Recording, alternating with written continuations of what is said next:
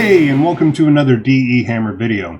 In today's video, I'm going to be going over the assembly of my Dallas Skyline LED standoff sign that I did. Right now, you can see my long mill is going and etching out the design. I'm using a 90-degree spring-loaded drag bit here.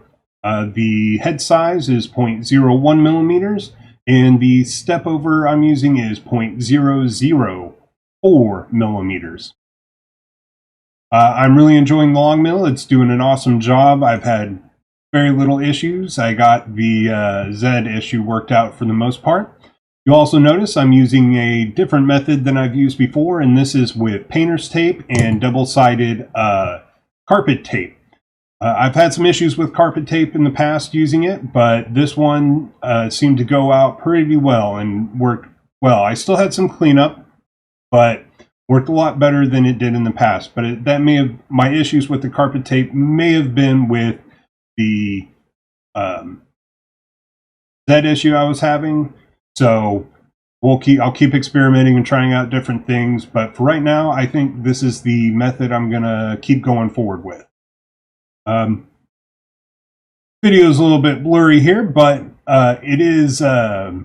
this is sped up on top of the time lapse. I did get a new camera, a GoPro 8. I'm enjoying that. I really do like its time lapse feature. Also, sorry for the mess you're seeing there, but the garage is a work in progress.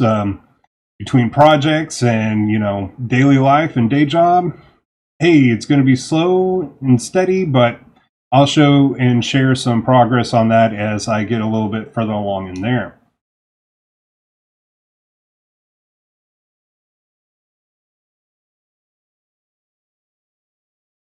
All right, and now that we got all of that etching out, now we're going to cut it out.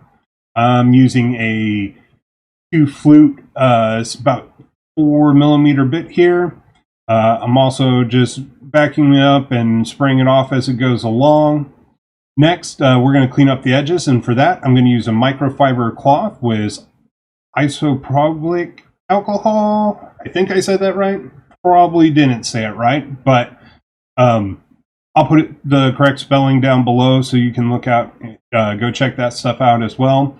This is just to clean it off, get the gunk from the tape, or if there's any acrylic, splintering or artifacts on the edges. So just cleaning it off, getting it cleaned up before we move on to the next step, which should be cutting out the wooden base for this. One of the other things you can use here is soap and water, but also notice I'm using latex gloves. That just helps keep your fingerprints and oil off of the acrylic. All right. One thing I do want to note here is if you do not have a dust collection system, I highly recommend getting one. I'm just using my shop vac with one I got from Rockler. Down there you can see that blue tub. It is amazing the amount of dust it keeps down. Didn't work so well on the acrylic, way better than it normally is, but with the wood it was amazingly clean, and very happy with the results there. And you may have seen just a little bit ago the other project I'm working on. Hope to have that done in the next month or so, but I'll make sure to share that once that one gets finished up there. All right, so we'll get this all cut out and that taken down. Next, we'll need to cut out the Dallas Skyline.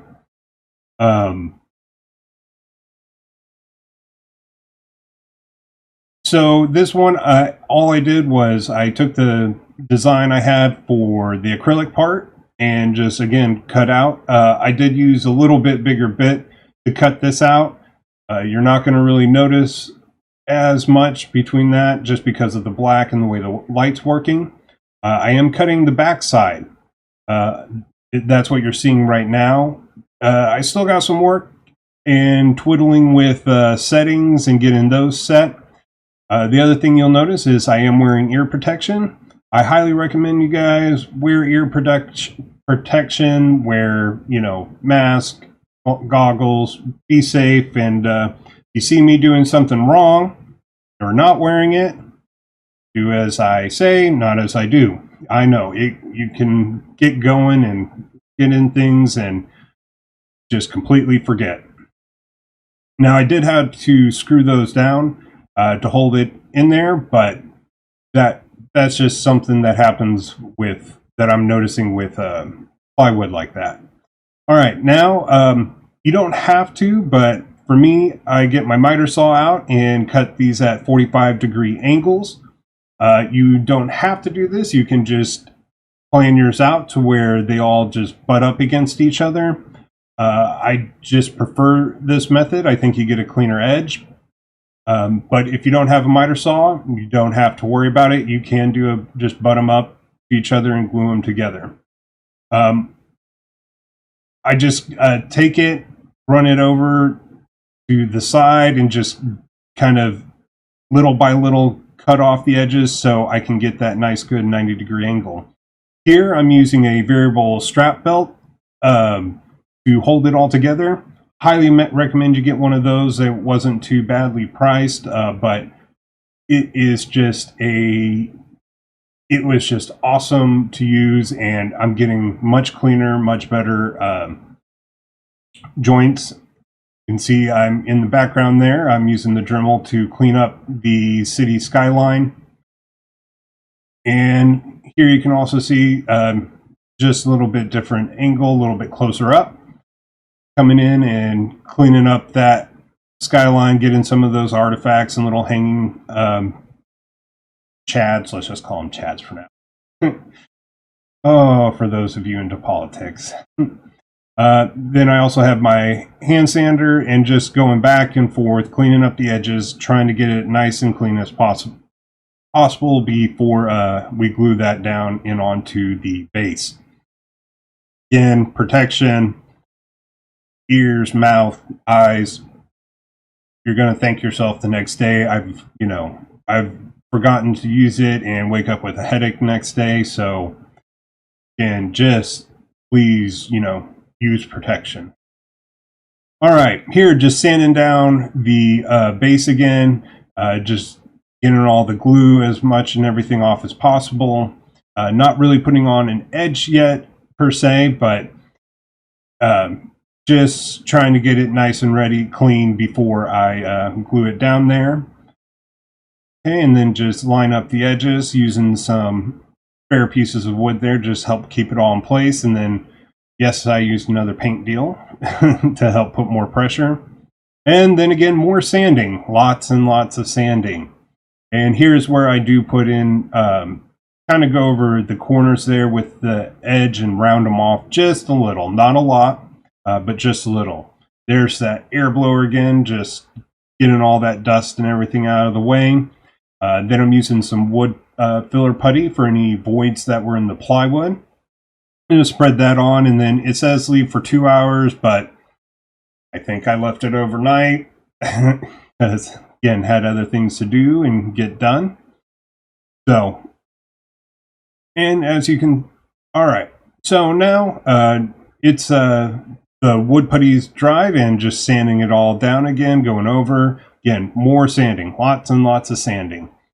You'll notice I use both the hand sander and by hand at times, or the Dremel.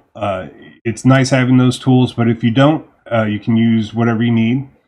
There you can see I drilled in the holes for the cords that are going to go through, and hadn't done the holes for the screws, but then we're going to do our first white coat.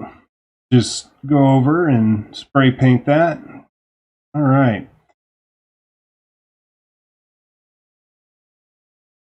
Okay. Now that we've done our first white coat, I'll go in and sand after that again, getting any artifacts or chads or whatever. Then we'll do our first black coat. And again, wearing my protection, don't want to be breathing this stuff in. Yes, the garage is closed now, but that's just more to prevent the air blowing in and everything. I do open it up as once I'm done and it's dried just a little bit, but again, I'm wearing my respirator, so not breathing in all that junk. And make sure you don't spray paint too much and don't let it build up too much so it gets drippy or running. That's the last thing you want. I recommend getting a spare piece of wood and just practicing if you haven't done spray paint. Hate to go through all that. Now what I'm doing here is I'm making a place for the cord to go down. So got out my Dremel, measured halfway through, and just made a little notch in there so the cord can go down and so the frame can sit flush against the wall. Also, you notice I just used the screws to made the screw holes for the LED standoffs. And now I'm putting on another coat of black paint. Make sure to hit all the sides, get the corners, make sure it's all hit up and looks good. After it's dried, again, give it time. You're seeing a time lapse here. Flipped it over, just put a paper towel down so there was no sticking to the board or the board coming up and scratching up the front. All right, now I'm just clearing up those holes a little bit so we can get the cords through, and we'll just use the little tool there to help push them through just a little bit. Next, just screw them on in, and then before you screw them all the way down, put the acrylic on, make sure it fits, test things before you get it all the way down and screw it in and something doesn't fit. Happened to me before, but also had to go to a little bit smaller screwdriver set to get down there and get all the way deep down in. Now I'm testing out the lights, making sure everything's working. Again, going over the acrylic with the isopropyl alcohol. I think I got it right that time. 99% alcohol by volume. And then again with a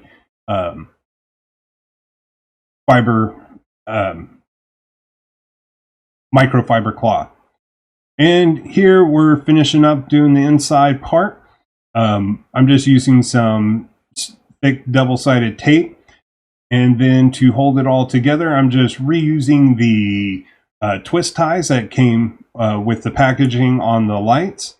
And one little quick artist tip for you there. I had a little bit of the side where I drilled in when I was making the hole bigger, and you could see the wood. Grab a black Sharpie, paint it in. Artist tip for you there. But here we are, the Dallas sign. I hope you guys enjoyed this video. I hope it helped give you some insight into how I make these. If you have any questions, feel free to ask them down below. If you haven't, hit that subscribe button and to follow me and be on the lookout for my other videos that are coming up. One of the things I haven't done is I haven't finished the edges on this completely, sanded it or flame polished it, but I do have another video on that you can go check out to see how I do that. Well, thanks guys for watching, and until next time, keep making stuff.